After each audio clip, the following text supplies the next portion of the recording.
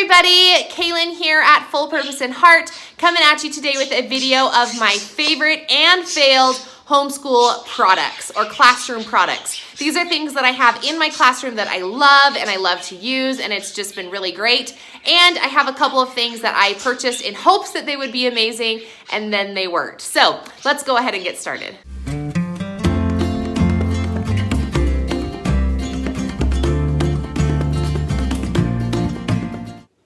All right, so I did a video similar to this last month, and I had a couple of things that I wanted to include in that video but didn't. So this is part 2, and just to make sure that that one didn't get too long and this one doesn't get too long. So I have fewer products, but still lots of things that I've loved over the course of my teaching career, and 2 things that unfortunately were fails. So in no particular order, we'll just start off with number 1.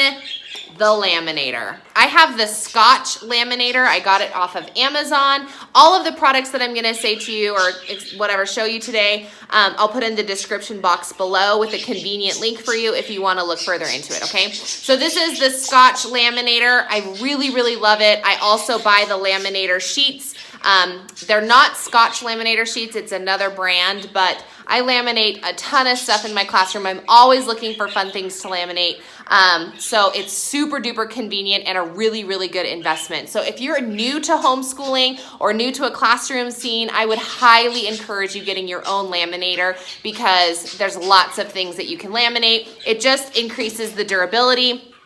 And a fun tip, a free tip for you, if you laminate 2 sheets back to back and then kind of cut around the border, then you can save on laminating pockets and laminate the front side of your paper instead of just putting 1 page per pocket. Does that make sense? It's kind of hard to explain when I should have thought of that. But anyway, so you just put 2 8.5 by 11 sheets of paper together, put it in the pocket, run it through the laminator, cut around the border of the paper, so you just cut off a thin strip, so the 2 pages come apart, and then you'll have the front side of both of those pages laminated. It'll increase the durability of the product or of your paper, but still kind of save you on laminator pockets, which can get kind of expensive, okay? So I love my laminator. I would highly recommend it. Number 2 product that I love, fabric transfers.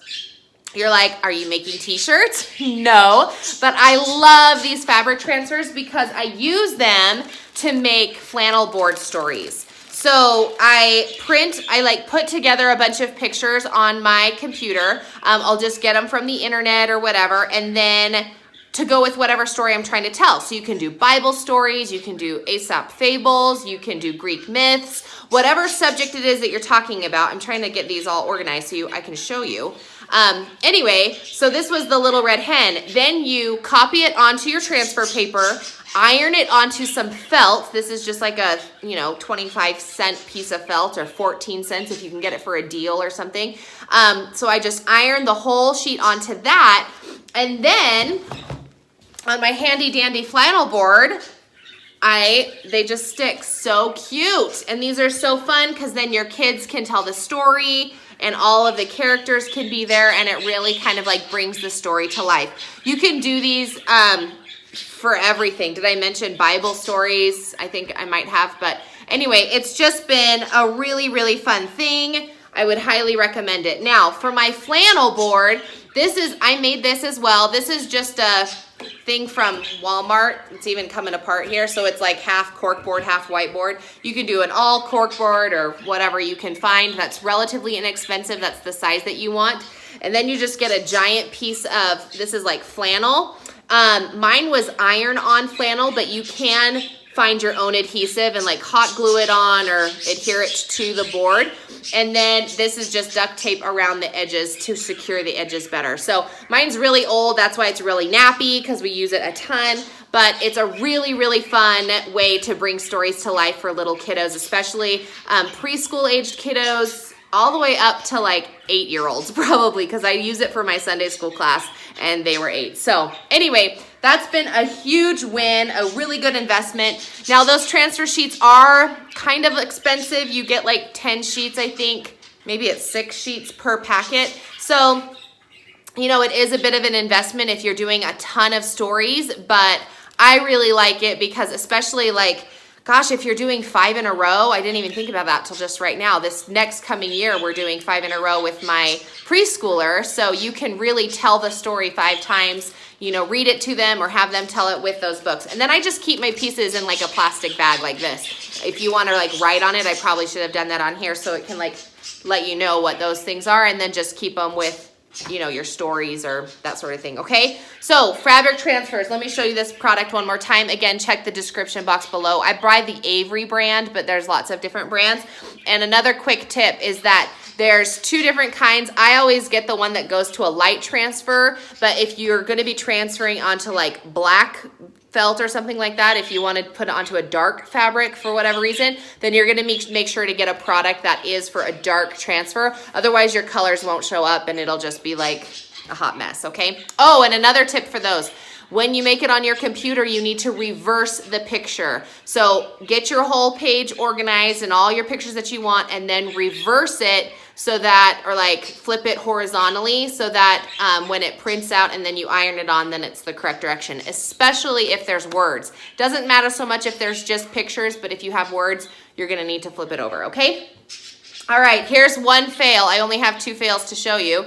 Do I have 2 fails? I'm pretty sure. But I have 1 fail here, okay? Are these cardboard magazine holders. I used this for my preschool. We were keeping our notebooks in there, and I have had little luck with these cardboard ones because this flap thing has always broken off. Well, of course, that's because I'm stuffing it too full this way, right?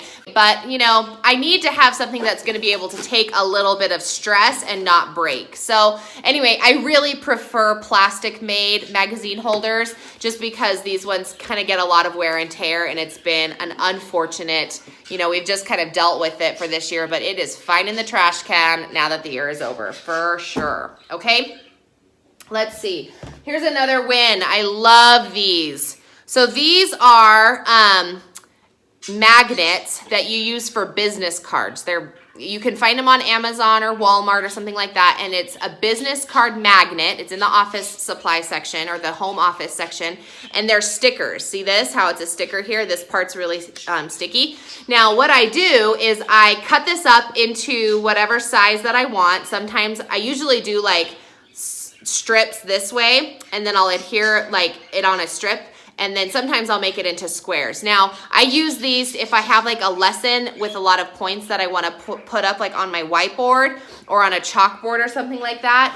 And I just stick them on the back like this, and it turns it into something that sticks up on your boards, okay? Again, this is another way that you can make some really cool like manipulatives, whether you're teaching math or history or Bible or whatever it is, then you have some really awesome magnets that you can use for your class. Now, I use these for everything in my homeschool, in my classroom, as well as in my Sunday school class. So they're super awesome, and they're relatively inexpensive because you get like 100. Whoops, I just dropped all the ones that I grabbed. You get a huge stack of them, like 100 of them or something. I don't know. They come in different packs, I'm sure. And then you just cut them up. So one magnet can make like, you know, I don't know, 12 different strips, or 24 if you make them into little rectangles, depending on the size of the paper that you're putting up there. So you can do it for like your 8.5 by 11 sheets of paper that you want to like print out, or if you've got story pieces, or, you know, I mean, the list is endless, but I super duper like it. You stick them on the back, no glue necessary. Love it. That's a huge favorite in my classroom. Okay, I've showed this twice now. You can see it's broken down here. I love my good size whiteboard here. It's not giant. I have a giant one back here where I'll write like the week, what we're going to be learning over the course of a week. But this is so great because it's super small. We can put it on the floor next to us where we're working, and then I can like work with my student and write stuff down. He can write stuff down. This is going to bug me. How long has that been there? Anyway, and it's just a really great quick grab that I use all the time, and I can demonstrate how to write letters like when I had my preschool students. So find yourself a good size whiteboard. I would make it a little bit bigger than just like your regular, 8.5 by 11 one. This is a good like teacher size one where you can make it really big as the teacher and then, give your student like the little ones. I have a lot of little ones too that I've gotten from the dollar store and let my students work on those ones too. So that is a huge win.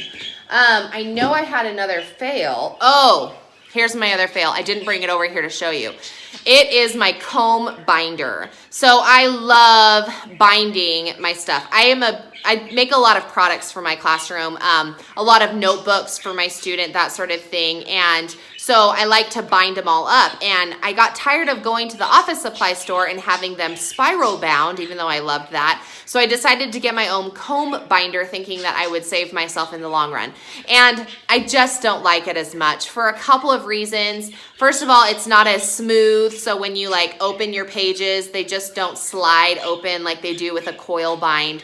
And if you want to like pull a page out, so some of the pages or some of the workbooks that I make will have one page that you have to pull out and then you can cut it up and put it onto the page that stays in the notebook.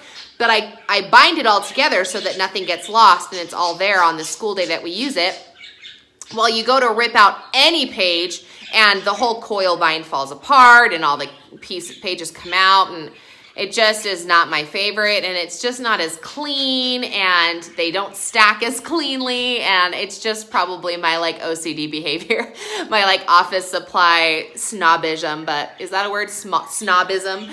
But yeah, anyway, the comb binder has not been my favorite. I wouldn't recommend it to anybody. I don't even know what brand I have, but I do use it on occasion still just because I have it, and if you gotta bind something, something is better than nothing. But if it's a product I really love, and like if it's my planner or whatever, then I'm gonna go down and spiral bind it at the supply store. So, all right, last but not least is another favorite, and this is our organizing system. I do this storage crate system where I put all 38 weeks of school into this crate and organize it by week so that I really don't have to do any more planning than what I do at the beginning of the summer, or the beginning of the school year. So before the school year starts, you know what I'm trying to say. Anyway, this has just been an awesome system. It really keeps everything organized and together. I've used it 2 years now, going into year 3. And as my subsequent children come into the ranks to have their schooling, then we'll be putting them in the crate as far as I can tell for now, because it's been the best system that I have found thus far. So this is another favorite for our homeschool products. Anyway, those are the few items that I have to share with you. Hopefully I have shared something that is of value to you, and hopefully you can take away and use it in your own classroom. Give me a thumbs up on this video if it is something that was valuable to you. And if you haven't subscribed to my channel, I would invite you to subscribe. We have lots of videos coming up. I also do a lot of curriculum reviews, and I do my homeschool life, and I share lots of tidbits about our classroom here in our side of the mountain. So we'd love to have you along, and I invite you to consider subscribing. Thanks so much for joining us, and we'll catch you in another video.